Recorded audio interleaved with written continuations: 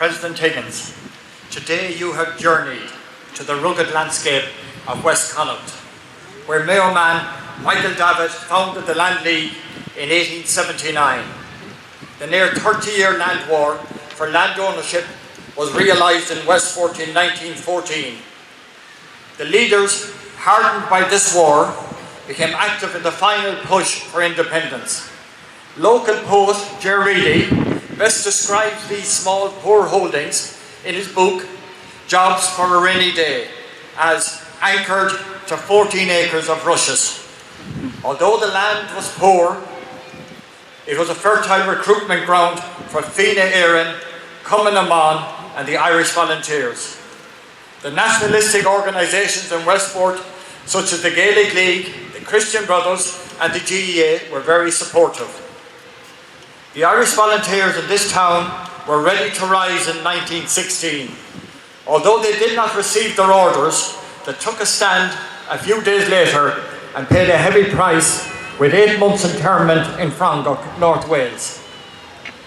Today, President Higgins, you have bestowed a great honour on the town of Westport and on the relations of these great men by your presence here today. I wish to personally thank you on behalf of the extended MacBride family, the Doris family, and the 31 Westport 1916 internees family, and all the relations of people associated with the struggle for freedom, for making the journey to the historic town of Westport. Ladies and gentlemen, please give a traditional West of Ireland welcome to the President of Ireland, Michael D. Higgins.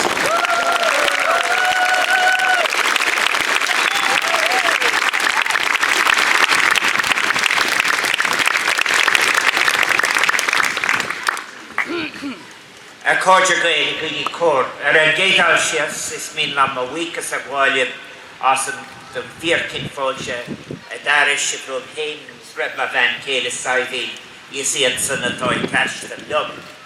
In our era is privilege vein sharp, August 3 slim, lesh colu the mora taka mock, conan comorish sharp with a rinne, e gart, August it go home long. Agus Tom Paulin financial ma agus Harry Bradelia Chris Liam leis an common star cor na mar as can queen a will shields and a gobber kun scared actually a cari war nehi esulia. Dear friends and guests, chief staff, Dallas, it is always a great pleasure for Sabina and I to visit County Mayo, and particularly this beautiful area of Cahornamocht. We have connections to this part of the country, as well as a long-standing interest in its history. I have to tell you that one of my most distinguished fellow students and research collaborator on the subject of land agitation in County Mayo in the 19th century is Dr. John Gibbons, whose family I often visited here in Westport. And I'm delighted as I was introduced with the theme of land, because Mayo is famous, if you like, for its sense of agitation, its great public meetings. I remember in 1979, just at the beginning of we were commemorating the land war, a number of speeches all around County Mayo, really with Theo Moody's biography, and David wasn't around, it wasn't available at the time. So Paul Bew and myself did most of them.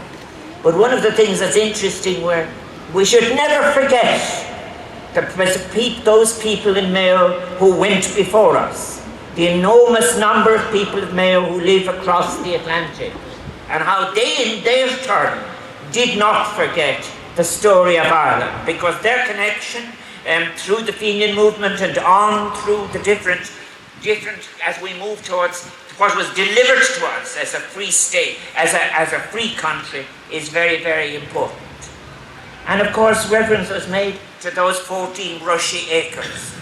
The fact of the matter is that after very many of the external huge landowners were gone, new native breeds emerged and the tenants still suffered. But the people of Mayo were never slow to stir. And we are here today to celebrate that sense of coming together in public to defend what is principled. So I think that is very, very important. And that was the reason I mentioned John Gibbons, who is now in Manchester doing wonderful work. I'm delighted to have been asked to be back here in Westport on the centenary year. I've already paid tribute to the Westport Historical Society for giving me and so many of you the opportunity of acknowledging the contribution of the people of Mayo to the struggle for Ireland's freedom. And to all of you here, I want to thank you for that very warm welcome that you have given to Sabine and I and those who are travelling with you. Of course, I want to extend a special salute to all those who have travelled from afar. Agus Cosme Quidacum Lochia Yana, I met some of them earlier, those who have come from abroad, relatives of the MacBride and the Doris families, and of course descendants of the 31 Westport men who were imprisoned in Frongach in the aftermath of the Rising. That lends such a special significance to today's commemorations, reminding us of the human chain of familial and communal memories, of hopes and stories passed down and cherished that connect us all strongly to the founding of events of our state. A state that was won for us. I think it is awfully very important as well that some of those families I mentioned already, for example, William and Patrick J. Doris, who found the Mayo News in 1892. William would have had experience in being jailed during the Land League agitations. I think as well, I do bear in mind what it must have been like for Mrs. MacBride, who, having lost one son, very quickly and then immediately has another son grabbed away and sent to Wales. It reminds us of the human price, the family price that's paid for all of the events that are the founding events of our freedom and independence today. And in this centenary year, when we recall the Easter Rising of 1916, of course the name of Westport Cohernamort is associated very particularly with that of John MacBride, a son of this town, as you have heard, who played such a prominent military role in the Rising. In fact, while he is a pivotal figure in Irish nationalist politics at the turn of the last century, and while he had for many years been involved in the preparation for a rebellion, it was quite by fortuitous circumstances that John MacBride came to assume a leadership role in the Rising when it actually happened. He is described as well-dressed in a blue suit, carrying a cane and smoking a cigar. John MacBride arrived in Dublin early on Easter Monday to meet with his brother Anthony, who was to be married on the following Wednesday. And you will hear he was appropriately attired as a Westport person should going to a wedding. Anthony was, there he happened to cross paths with Thomas MacDonagh, who was leading his troops to their position in Jacob's Factory. Concerned with the lack of military experience, MacDonagh's 2nd Battalion, MacBride, who was, as we all know, a Boer War veteran, reportedly declared that he would like to give these amateurs a hand. He was immediately appointed because of his experience and his conversations at that time to be second in command at Jacob's Biscuit Factory, where he fought throughout Easter week. In Irish popular memory, John MacBride appropriately holds a prominent place as one of the 16 leaders who were executed after the Easter Rising. And I think that is very important, because the form of these executions and also the form of the incarcerations which followed tell us very much about the mind of the empire that was responding to the rebellion that was taking place in Dublin City. He is remembered far beyond the shores of Ireland for the part he played in the Second Boer War of 1899 to 1902. Last February, I had the pleasure of attending a symposium entitled After Empire at University College Dublin, which brought together leaders of former British colonies to share the experience of their nation's struggles for independence. During those discussions, the former President of South Africa, Thabo Mbeki, described John MacBride as a principled figure a man whose stance against British imperialism was and remains a source of inspiration for the African National Congress and indeed Nelson Mandela. This provides an illustration of the circulation through space and time of ideas, aspirations for freedom, and indeed men and women, those who energized the decolonization movement throughout the 20th century. The war in South Africa was in its own time an important influence for many Irish nationals. And we should always recall too, for example, how another illustrious son of Mayo, Michael Davitt, left his seat in Parliament in 1899 to protest against the Boer War, and how he travelled to South Africa to lend support to their cause. Because of the central role, of course, then, that John MacBride played in the Irish Transvaal Brigade, which joined the Boers' fight against the British Empire, it became known in Ireland as MacBride's Brigade. But we should never forget also, because it is the way that the tasks of empire sweeps to themselves the young of generations, that the several hundreds of Irish and Irish American men who filled the ranks of MacBride's Brigade were often fighting across from large Irish regiments, such as the Royal Dublin Fusiliers and the Royal Enniskillen Fusiliers. It is estimated that over 25,000 Irishmen fought in South Africa as members of the British forces. The participation of Irishmen on both sides of the conflict was registered in popular song from the period. And at that time, many people made their own songs. Songs about eviction, songs about celebration. And the lines in the song was, Nagari took O'Leary, O'Brien got McNamee. That's how the English fought the Dutch at the Battle of Dundee. Those kind of lines bring home to us the complex place that Ireland held in the British Empire 100 years ago. The overlapping senses of identity that existed among Irish people at the time. Their different aspirations and even the divisions that existed between them as to the question not only of Ireland's future government, but how it was to be attained. The ability to address and explore such complexity with authenticity, with respect and serenity, has been, I believe, one of the most positive features of the ongoing decade of commemorations. And I have to say, Marutra Nahera, that I can perceive the rising Féinmheas and Ordo Anamna that is among the public all over Ireland as we set about doing these tasks of commemoration ethically and with honesty and with the appropriate enthusiasm.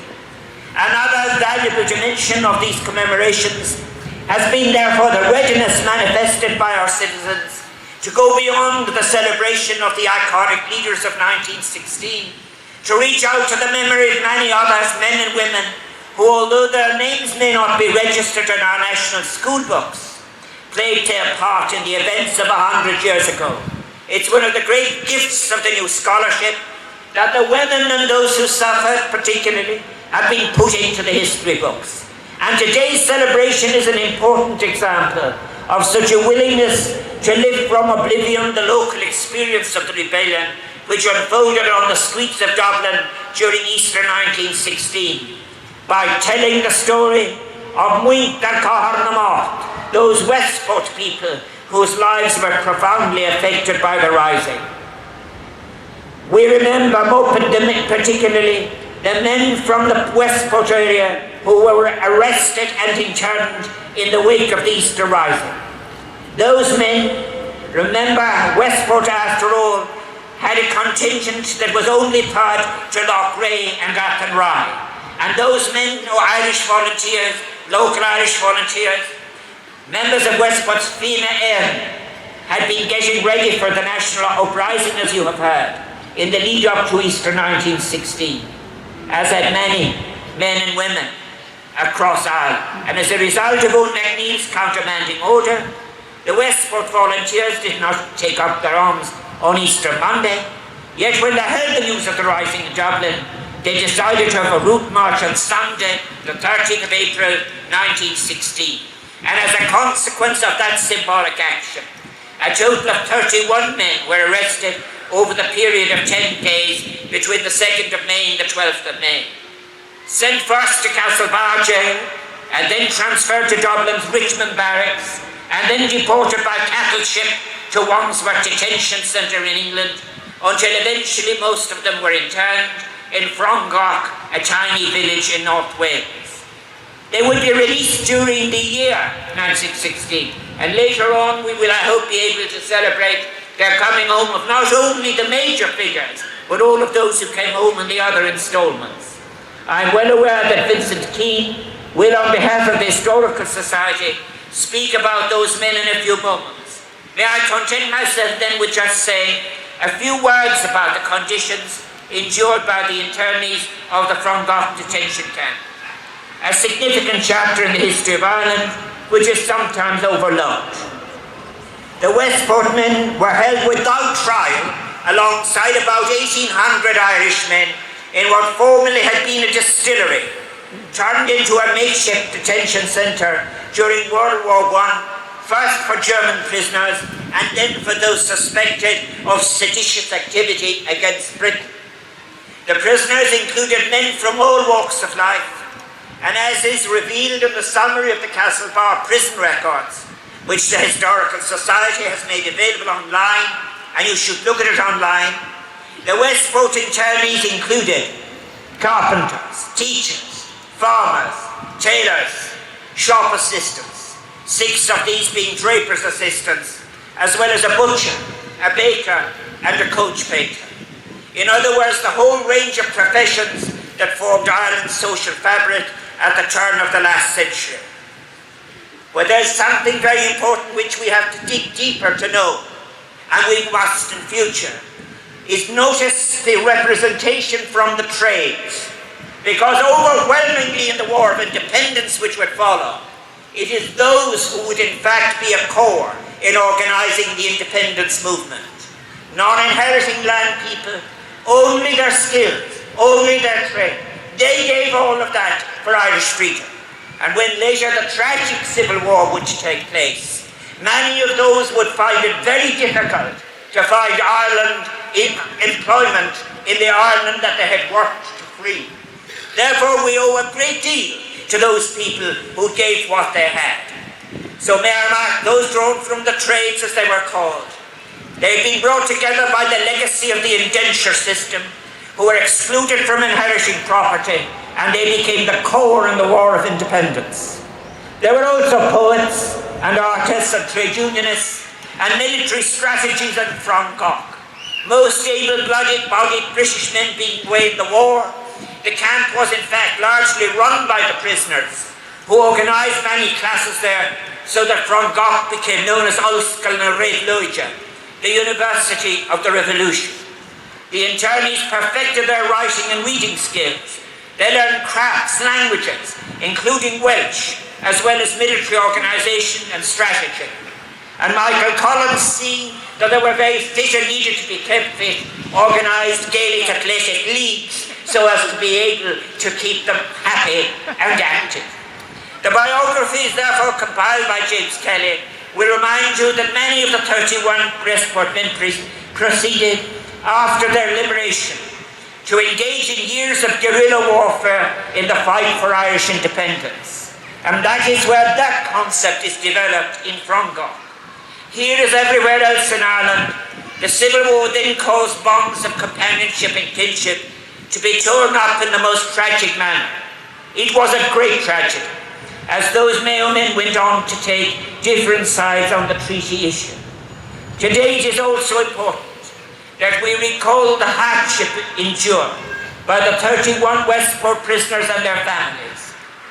Frongach stone buildings, they were cold and damp and overrun with rats. Indeed, a bitter joke among the detainees was how close the name was to the Irish word for a rat, Frongach. The executions of the 1916 leaders, combined with the reports of the wives, mothers, sisters and friends of the prisoners, soon helped turn the tide of public sympathy in Ireland, with the effect that controversy, rapidly spread not only over the executions, but the degrading conditions in the camp, leading to questions on the British House of Parliament, and causing even the Manchester Guardian to say, the Irish have a notorious aptitude for making their grievances audible. And across the Atlantic in America, Irish Americans were making sure that we would never forget anything from the moment of the famine until the moment of our independence. A handful of the prisoners were tried, but most were simply gradually released, as I have said, in installments over the second half of the year 1916. The last and longest serving Westport internees were free just before Christmas 1916. Many of those men suffered from ill health throughout their lives as a result of the harsh treatment they had experienced during their time in jail. And it is documented that at least one of the 31 Westport prisoners died from the consequences of their imprisonment. And we must learn from this too, because later we have available to us now in this year all of the archives in relation to those who worked in the tasks of independence, and how we treated our relatives, and how we mistreated our relatives and neglected many of them, and the conditions in which they went on to live. And there are lessons for all of us in that, because as I said, so many of them never recovered their health, never were able to resume the positions they had before the War of Independence. But that many of them did, that we are free, that we are independent, and that you are all over towns of Ireland willing to come out and acknowledge all that was done so that we might be able to stand here and have a president speak to you as head of state of a free nation. Marfakel square marshin, is mean lam common siara corno what a will you reach, as an okoid and leisha agri, agus quirig and plat at not ein tronona. I guvna doin gar fred agus gar iba, muinter kaharnamar, and as gavin the mishmarach tolinerin, ere passeras naslo. So may I then thank you all, commend the Westport Historical Society, all those of you who have come out and helped organise these commemorations today and all of the other days. The plaque that will be unveiled will stand as an important, enduring reminder to the struggle and sacrifices made by the people of Westport, reminding us that all visions are best when they are shared and when they are pitched to the future, and embracing people of all backgrounds, so that today we not only can live in a free and independent Ireland, but it will be one that they will be proud of in the generations to come. Garamira Mahaki Barbana.